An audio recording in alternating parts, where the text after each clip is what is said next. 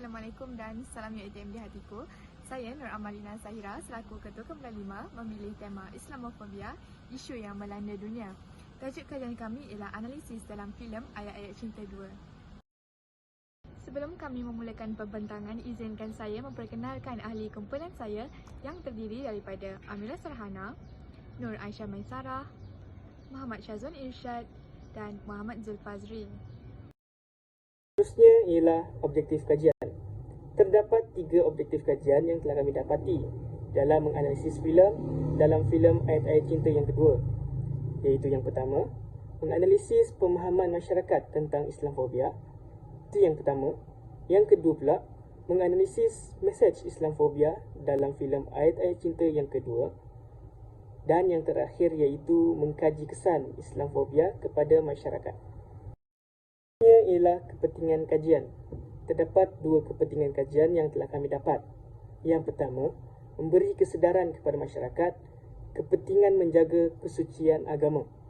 Itu yang pertama. Yang kedua pula, cabaran yang dihadapi umat Islam dalam mendepani Islamofobia. Filem Ayat Cinta adalah sebuah filem pada tahun 2008 yang menjadi perbualan hangat netizen di Asia Tenggara kerana buat kali pertamanya filem adaptasi dari novel Islamik dipertontonkan kepada orang ramai melalui pawagam. Filem adaptasi dari novel Nukilanah Habibur Rahman Al-Shirazi telah mendapat kutipan box office berjumlah 13 juta USD berbanding kos pembikinannya sebanyak 1.3 juta USD. Filem ini merupakan filem kedua dari Indonesia yang menjalankan penggambaran di Mesir selepas filem Ketika Cinta Bertasbih. Kecekapan ahli produksi dalam dunia seni perfilman telah menyebabkan filem ini selesai lebih awal dan ditayangkan setahun lebih awal dari filem Ketika Cinta Bertasbih. Tambahan lagi, kehidupan Fahri juga menjadi semakin sukar kerana munculnya saudara Aisyah yang bernama Hulia yang dilakukan oleh Tajana Safira yang kini meningkat dewasa menjadi seorang gadis yang cantik dan menawan.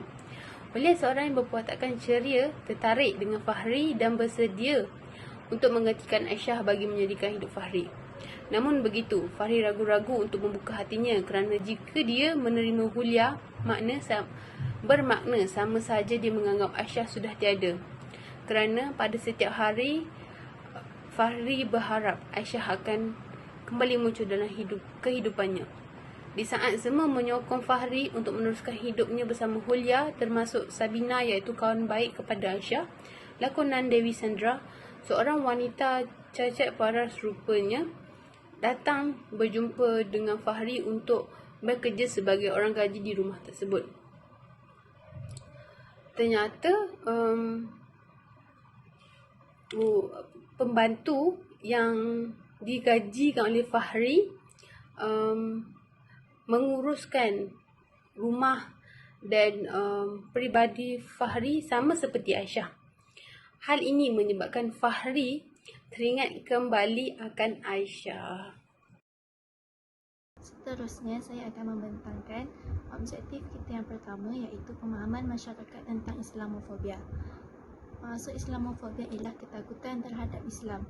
Menurut Akhbar Harakah Delhi, Islamofobia merujuk kepada kebencian atau kebimbangan sesuatu pihak atau kumpulan khususnya yang bukan beragama Islam atau lebih sering disebut sebagai non-Muslim, iaitu terhadap agama Islam, ajaran atau budayanya dan juga penganutnya. Kebiasaannya, sikap negatif ini terjadi di negara-negara barat, terutamanya di kawasan-kawasan yang kurang interaksi maupun maklumat tentang komuniti Muslim. Seterusnya, penyebaran Islamofobia ini menjadi lebih marak berpunca daripada insiden yang terjadi di World Trade Center di New York City, Amerika Syarikat pada 11 September 2001. Insiden tersebut berpunca daripada sekumpulan militan yang dikatakan terkait dengan kumpulan ekstremis Islam Al-Qaeda. Bermula daripada kejadian itu, pandangan orang yang bukan beragama Islam terhadap agama Islam mula menjerumus kepada yang tidak baik. Kemudian, isu-isu peperangan yang berlaku di negara-negara Timur Tengah dan pelibatan media terutamanya media barat telah mencemarkan lagi imej agama Islam di mata dunia. Hal ini kerana kebanyakan daripada pihak-pihak media tersebut terlibat dalam memaparkan imej buruk tentang Islam, iaitu sebagai pengganas atau bahasa Inggerisnya teroris. Pengaruh media dan juga gerakan anti-Islam yang mempunyai prejudis terhadap Islam telah memanfaatkan pelantar atau saluran media sosial ini untuk menanam perasaan yang tidak baik seperti kebencian terhadap komuniti Muslim.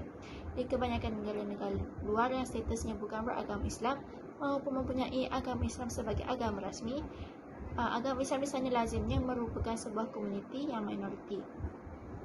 Oleh itu, isu-isu seperti Islamofobia ini lebih sering kita dengar terjadi di negara-negara tersebut. Okey, baik. Untuk bahagian seterusnya, saya akan bentangkan tentang mesej Islamofobia dalam filem Ayat-Ayat Cinta 2. Untuk mesej Islamofobia dalam Ayat Cinta 2, kami telah kelaskan kepada 3 bahagian, iaitu penindasan, diskriminasi dan kata-kata cacian. Yang pertama ialah penindasan. Pada minit ke-15 dan ke-53 saat, adegan di mana Fahri diminta untuk berhenti secara paksa sebagai seorang pensyarah di Universiti Edinburgh. Fahri difitnah menjadi tali barut pangganas. Perkara ini menunjukkan Fahri ditindas daripada untuk meneruskan kerjanya sebagai pensyarah di Universiti Edinburgh. Seterusnya, Jason mencuri di pasar mini milik Fahri kerana menganggap dia bertanggungjawab atas kematian ayahnya. Penindasan terhadap perniagaan Fahri ini sama sekali tidak adil kerana Fahri tidak ada kena-mengena dengan kematian ayah Jason kerana kematian itu adalah rahsia Allah. Perkara ini bertepatan dengan firman Allah dalam surah Al-Imran ayat ke-185 yang bermaksud, tiap-tiap yang berjiwa akan merasakan mati dan sesungguhnya pada hari kiamat sajalah disempurnakan pahalamu. Barang siapa dijauhkan dari neraka dan dimasukkan ke dalam syurga, maka sungguh ia telah beruntung. Kehidupan dunia itu tidak lain hanyalah kesenangan yang memperdayakan. Bahagian kedua ialah diskriminasi. Fahri dipandang serong oleh pelajarnya kerana menunaikan solat di dalam kelas. Salah seorang pelajar berkata, Fahri sengaja menunjukkan seorang pengganas yang mempamerkan agamanya kepada semua pelajar. Perkara ini adalah salah satu bentuk diskriminasi, sedangkan solat merupakan salah satu kewajipan bagi umat Islam. Selain itu, pelajar lain ada mengatakan bahawa jangan tertipu dengan kelakuannya yang berpura-pura baik kerana mereka bakal diajar oleh seseorang dari negara mundur. Hal ini tidak seharusnya berlaku kerana dari mana pun asal-usul kita tetap sama di sisi Allah. Yang membezakan kita hanyalah ketakwaan. Seterusnya, Kira bersangka buruk kepada Fahri yang ingin menumpangkan dia untuk pulang ke rumah yang mengatakan Fahri ada niat buruk terhadapnya. Kira menyalahkan Fahri atas insiden keganasan, pengeboman dan penyiksaan. Nabi SAW bersabda bahawa jauhilah prasangka buruk kerana prasangka buruk adalah ucapan yang paling dusta. Hadis riwayat Bukhari. Fahri yang juga sedang berbincang dengan Brenda di sebuah kafe didatangi Baruch yang memarahi Fahri kerana memberikan wang kepada ibunya. Baruch menganggap Fahri ingin menunjukkan dia lebih mulia akibat tindakannya itu. Fahri dan Jason berbincang di sebuah kafe kerana tindakan Jason yang mencuri di pasar mini milik Fahri. Fahri mempunyai belas kasihan dengan mengatakan jika Jason memerlukan sesuatu dari pasar mini miliknya, dia boleh mengambilnya secara percuma. Jason mempersoalkan mengapa Fahri terlalu baik. Fahri membalas yang dia tidak ingin mempunyai musuh, tambahan lagi dengan jirannya. Namun begitu, Jason mengatakan Islam yang membunuh ayahnya. Perkelasan yang seterusnya adalah kata-kata cacian. Salah seorang pengikut gereja memanggil Fahri dengan panggilan Amalik yang bermaksud anak haram setelah mengetahui Fahri beragama Islam ketika membantu nenek Katrina yang terjatuh. Menurut pengikut gereja tersebut, Amalik tidak sepatutnya wujud dalam masyarakat di situ. Fahri juga dicerca oleh Baruch kerana membantu Katrina yang diusir dari rumah oleh Baruch, sedangkan Katrina ialah ibu tirinya sendiri. Fahri mengatakan Baruch melampaui batas kerana memperlakukan wanita sedemikian rupa. Tambahan lagi wanita tersebut ialah ibunya sendiri. Baruch juga memfitnah Fahri dalam debat ilmiah dengan mengatakan bahawa Fahri tidak layak menjadi pensyarah di Universiti Edinburgh kerana membantu pengganas. Hal ini seterusnya membuatkan masyarakat membenci Fahri. Dalam suatu debat ilmiah, Baruch mengatakan bahawa Fahri berpura-pura dan dia seorang anti-Yahudi. Fahri dikatakan menghantar dana ke Palestin untuk membiayai perbelanjaan para pengganas. Fahri juga dikatakan seseorang yang lidah bercabang dan bahaya untuk masa hadapan masyarakat di situ. Seterusnya, kesan-kesan Islamofobia. Agama Islam akan dipandang rendah dan begitu juga penganutnya. Orang Islam yang tidak bersalah sering diperlakukan dengan buruk seperti Fahri. Isu Islamofobia ini telah menyebabkan ramai orang memandang buruk terhadap agama Islam. Bentuk prasangka yang wujud ini disebabkan oleh penyebaran idea buruk berkaitan agama Islam.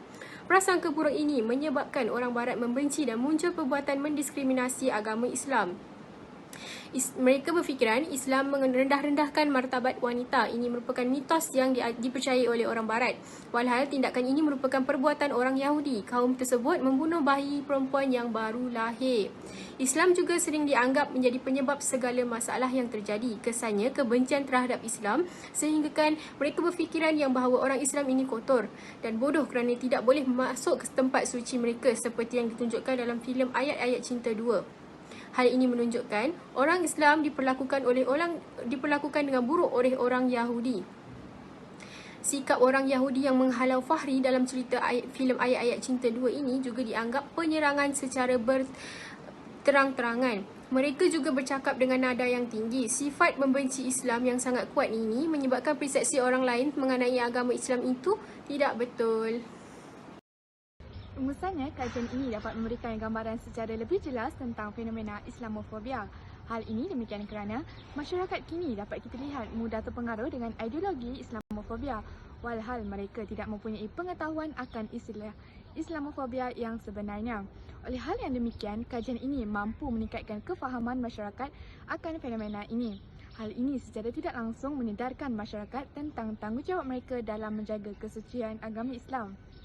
Babak dan dialog dalam filem Ayat-Ayat Cinta 2 telah digunakan bagi menganalisis mesej Islamofobia.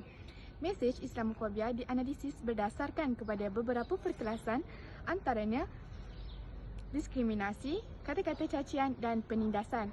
Perkara ini menunjukkan jenis-jenis cabaran yang dihadapi Fahri dalam menepani fenomena Islamofobia di Edinburgh. Seterusnya, fenomena Islamofobia dilihat telah mengancam kedudukan umat Islam dalam menjalani kehidupan seharian. Pelbagai rintangan yang terpaksa umat Islam hadapi, antaranya layanan yang buruk diperlakukan kepada umat Islam yang tidak berdosa.